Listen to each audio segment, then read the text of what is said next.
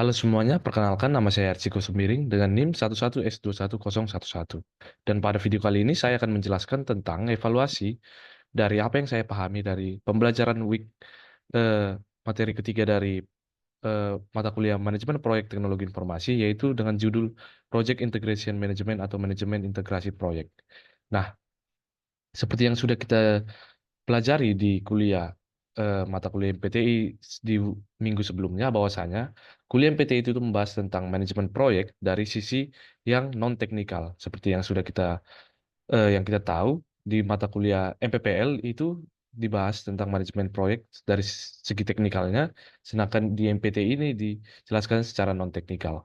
Nah, dari manajemen secara non teknikal tersebut eh, terdapat banyak aspek yang harus dikaji, mulai dari manajemen cost, manajemen risiko, manajemen sumber daya, manajemen resource, sumber daya manusia, dan masih banyak lagi aspeknya. Nah, semuanya itu harus diintegrasikan, disatukan, saling berkesinambungan satu sama lain supaya proses manajemen proyek tersebut dapat berjalan dengan baik, diimplementasikan dengan baik. Itulah tujuan dari pembelajaran materi Project Integration Management pada week ini. Nah, pengetahuan yang paling penting mengikat semua area lain dari manajemen proyek seperti yang saya jelaskan tadi, dari semua aspek tersebut diintegrasikan. Organisasi sukses mengajari bahwa manajemen proyek bisa memberikan sumber ke dalam proses seleksi proyek. Nah, manajemen integrasi proyek tersebut diawali dengan diinisiasi oleh strategic planning proses. Jadi, sebuah proyek dapat termanajemen dengan baik jika didasari dengan strategi yang baik. Nah, jadi dalam memilih sebuah proyek, strategi itu adalah hal yang penting untuk dilakukan. Eh, supaya strategic planning, supaya eh, rancangan untuk implementasinya sampai di akhir nanti itu sudah terstrategi dengan baik dan terencana dengan baik di awal. Ada ada beberapa ada banyak konsep atau metode untuk menganalisa sebuah strategi untuk membuat perencanaan yang baik. Salah satunya yang kita bahas di sini yaitu eh, metode SWOT analisis. SWOT itu sendiri yaitu eh, singkatan dari strengths, weakness, opportunities, dan threats. Nah, jadi keempat aspek ini kita lihat dari project yang tersebut, tentang strengths-nya itu apa, weakness-nya itu apa, opportunities-nya itu apa, threats-nya itu apa. Dari aspeknya inilah yang kita kembangkan, yang kita analisis dan kita pertimbangkan supaya kita membuat strategic planning yang baik. Nah, ada pun teknik-teknik yang digunakan dalam membuat strategic planning yang baik, yaitu terdapat beberapa, yaitu fokus pada kebutuhan luas organisasi, kategorisasi proyek, analisis finansial, kembangkan model dengan weighted scores, lalu balance scorecards, dan lainnya yang akan dibahas satu persatu. Sebelumnya ini adalah mind mapping untuk analisis SWOT tadi. Kita bisa membuat mind mappingnya seperti ini. Dengan mengkaji masing-masing dari aspeknya tersebut, dari weakness-nya, strengths-nya, threats-nya, dan opportunities-nya. Lalu proses seleksi IT proyek. Nah, di sini bentuknya seperti piramida, ada resource allocation, project planning, business area analysis, dan information teknologi strategic planning. Nah, jadi di puncak itu ada planningnya, strategic planning itulah nanti yang akan menghasilkan terdiri dari ini business analysis, project planning, dan resource allocation. Kita bahas satu persatu. Yang pertama yaitu fokus pada kebutuhan luas dari organisasi. Organisasi sendiri adalah eh, sumber daya manusia yang akan menjalankan proses proyek ini dari awal sampai akhir nanti. Jadi harus difokuskan dari kebutuhan luas dari organisasi tersebut. Nah, seperti contohnya, apakah organisasi tersebut setuju bahwa proyek ini dilakukan? Lalu, keinginan setiap organisasi ini pasti memiliki keinginan dan kapasitasnya masing-masing. Itu juga harus dipertimbangkan. Karena keinginan mungkin berbeda-beda setiap individu, harus disatukan supaya menjadi satu keinginan sebagai sebuah tim, dan juga kapasitasnya juga harus dipertimbangkan. Apakah yang akan diimplementasikan tersebut bisa diimplementasikan, atau jangan sampai nanti dibuat perencanaan yang ternyata itu di luar dari kapabilitas. ujung-ujungnya proyeknya juga tidak jadi walaupun dengan strategi yang baik. Nah, kemudian apakah dorongan tekad untuk mensukseskan proyek? Nah, ini juga sangat penting karena setiap individu harus memiliki dorongan dan motivasi supaya tetap konsisten menjalankan proyek tersebut, memaksimalkan pengerjaan proyek tersebut dari awal sampai akhir. Lalu kemudian masuk yang kedua, kategorisasi proyek. Nah, proyek tersebut sendiri, seiring waktunya berjalan, eh, durasi proyek tersebut, bakal ada kondisi yang berbeda-beda yang memungkinkan proyek tersebut bisa ber- eh, berkembang atau beralih jalurnya dari jalur yang utamanya ingin dikembangkan bagaimana. Nah, jadi perlu dikategorisasikan, yaitu berdasarkan motivasi proyeknya apa, masalahnya apa, kesempatannya apa, jangka waktunya, bisa jadi ukuran, lalu prioritasnya, mana yang harus duluan diselesaikan dan mana yang sebagai pelengkap. Lalu kemudian ada lakukan analisis finansial. Nah, finansial sendiri adalah salah satu hal yang krusial dalam manajemen proyek karena itu melibatkan biaya, budgeting, cost, di mana ini adalah salah satu seperti yang bilang hal yang krusial dalam sebuah proyek karena butuh biaya untuk bisa menjalankan merealisasikan sebuah proyek.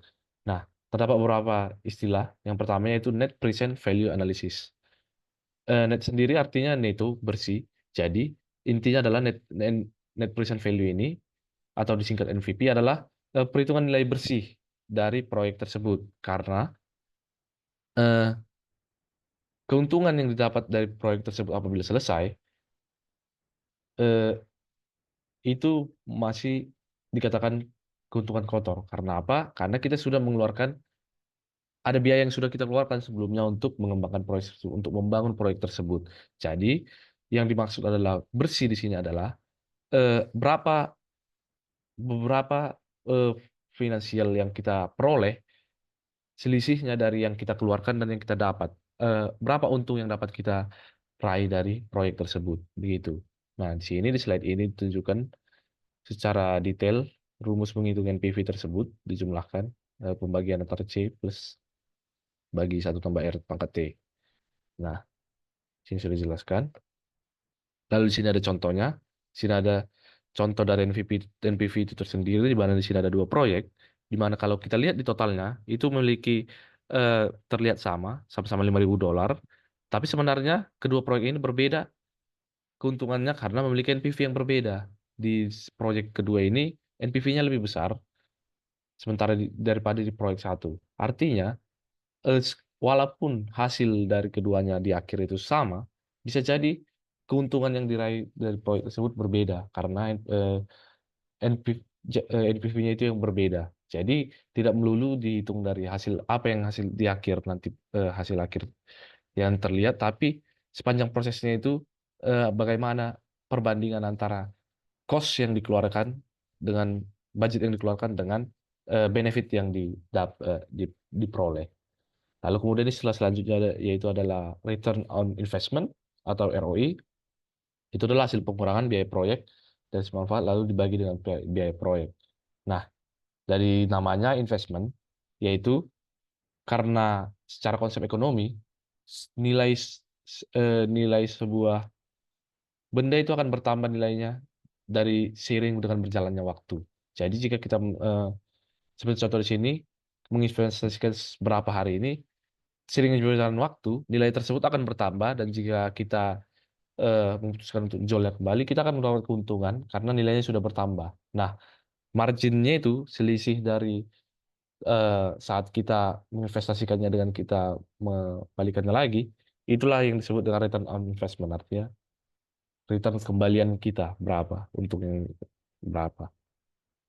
Di sini juga ada beberapa contohnya juga simulasinya dalam eh, dalam rentang waktu sepersetahun. Jadi tahun pertama, tahun kedua, tahun ketiga berapa return on investment-nya, berapa persen diperoleh 112%. Artinya dari uang yang kita investasikan 112%-nya 112%-nya itu kita dapat. Artinya ada untung sebesar itu. Nah, lalu selanjutnya ada istilah internal rate of return, yaitu pada diskon rate berapa NPV bernilai 0. Nah, karena ya proyek tersebut juga tidak selamanya bakal untung, tidak selama, ada juga kemungkinan rugi, ada juga kemungkinan ya apa yang sudah kita cost-kan biayanya itu sama dengan apa yang kita benefitkan. Secara sederhana dibilang tidak ada untung di situ, tidak untung, tidak rugi. Lalu kemudian ada payback period, yaitu jumlah waktu yang dibutuhkan sampai total investasinya kembali. Nah, dalam sebuah proyek pasti kita terlebih dahulu menginvestasikan, membentuk modal proyek tersebut dibangun, budgetnya berapa.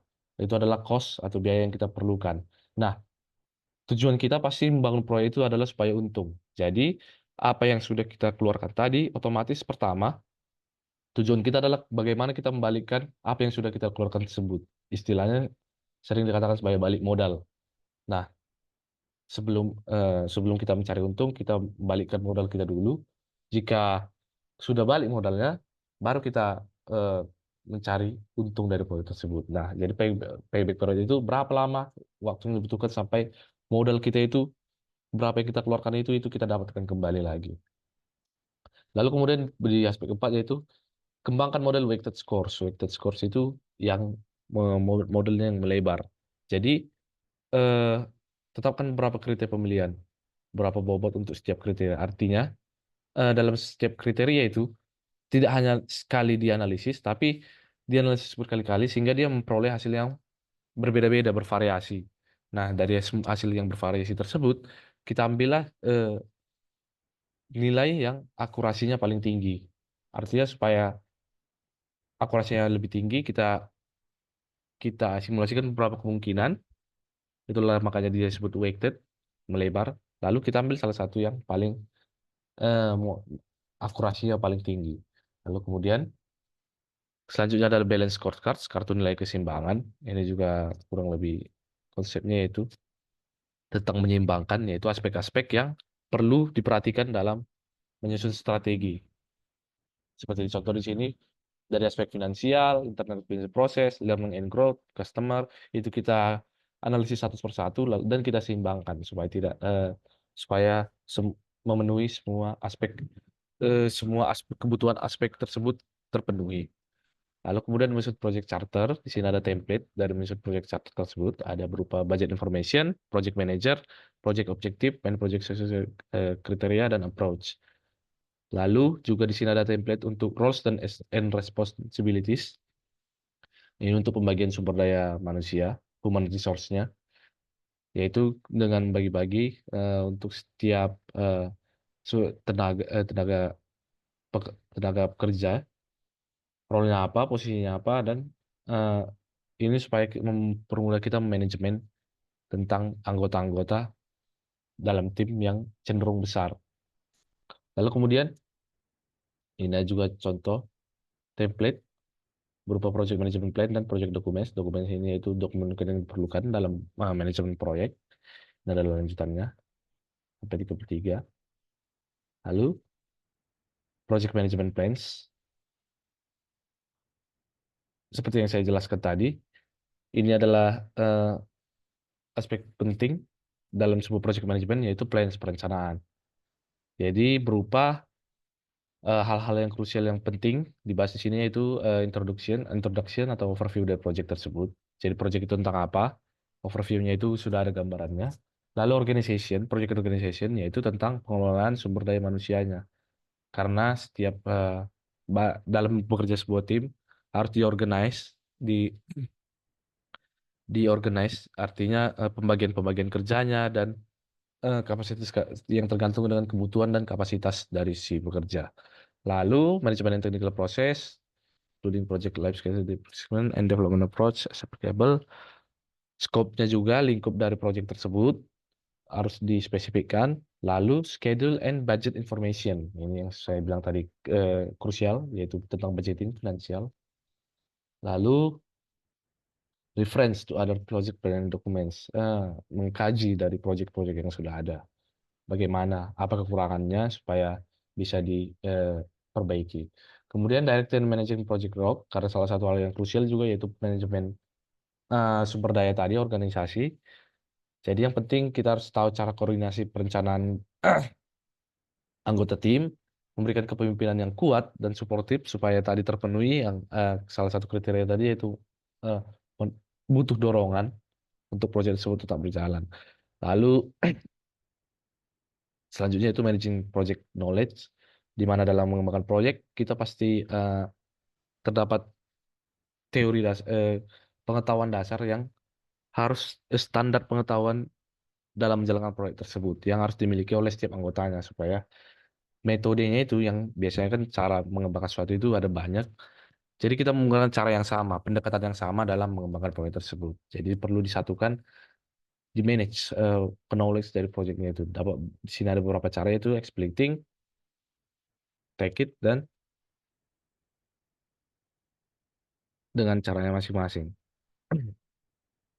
Lalu kemudian performing integrate change control. Nah, seiring berjalannya waktu, pasti proyek tersebut memiliki perubahan, beradaptasi dengan kondisinya seperti apa. Apa yang direncanakan bisa saja tidak sesuai dengan yang terjadi. Oh, ternyata ada faktor lain seiring berjalannya kondisi. Jadi pasti ada perlu perubahan. Nah, perubahan tersebut harus didokumentasikan dengan baik. Didokumentasikan dengan baik, diverifikasi, dan persetujuan disetujui. Dan sudah melalui diskusi yang tepat. Analisis risikonya apa, kekurangan dan kelebihannya apa, apakah worth it, apakah menguntungkan di kemudian hari. Nah, dan harus didokumentasikan baik supaya jelas bahwa saja itu ada perubahan. Lalu yang terakhir yaitu closing projects atau phases, di mana sebuah proyek harus ditutup dan difinalisasi aktivitasnya. Karena apa? Karena apabila tidak ditutup, bisa saja nanti kalau misalnya proyeknya sudah selesai, tapi eh, sumber daya manusia tetap mengembangkan proyek tersebut, tetap melanjut, dan klien tetap requirement-nya bertambah, analisisnya bertambah, developnya tetap berjalan, karena tidak ada closing yang eh, resmi gitu. Jadi perlu closing project artinya bahwasanya proyek tersebut selesai dikembangkan, lalu tinggal dioperasikan dan di maintenance. Kemudian di sini ada software untuk manajemen integrasi proyek, di mana ada beberapa software yang sudah dikembangkan untuk mendukung integrasi proyek. Ada berbagai jenis variasi tergantung kebutuhan. Ada yang biasanya ada yang gratis ada, namun fungsinya terbatas. Namun ada yang fungsinya juga kompleks dengan biaya berlangganan yang kompleks juga. Tergantung biasanya perusahaan-perusahaan dengan tergantung proyek-proyek yang skala proyek yang dikembangkan. Apabila proyek yang kecil-kecilan, fitur seadanya saja sudah cukup, software yang sudah seadanya sudah cukup. Namun jika skala proyeknya itu besar dengan organisasi yang besar juga, maka mereka tidak ragu biasanya eh, menganggarkan untuk pembiayaan software manajemen integrasi proyek supaya hasil yang didapat pun lebih kompleks dan lebih baik lagi. Ini adalah ringkasan integrasi manajemen proyek melibatkan koordinasi semua bidang pengetahuan lainnya di seluruh siklus hidup proyek, baik itu dari cost management, risk management, human resource management, dan resource management juga, itu semuanya harus diintegrasikan. Proses utama yang tersebut meliputi yang sudah dibahas dari tadi, project charter, rencana manajemen proyek, pelaksanaan, pemantauan, kontrol perubahan, dan closing. Nah, sekian yang dapat saya sampaikan mengenai materi dari MPTI, itu tentang Project Integration Management. Atas perhatiannya saya ucapkan terima kasih.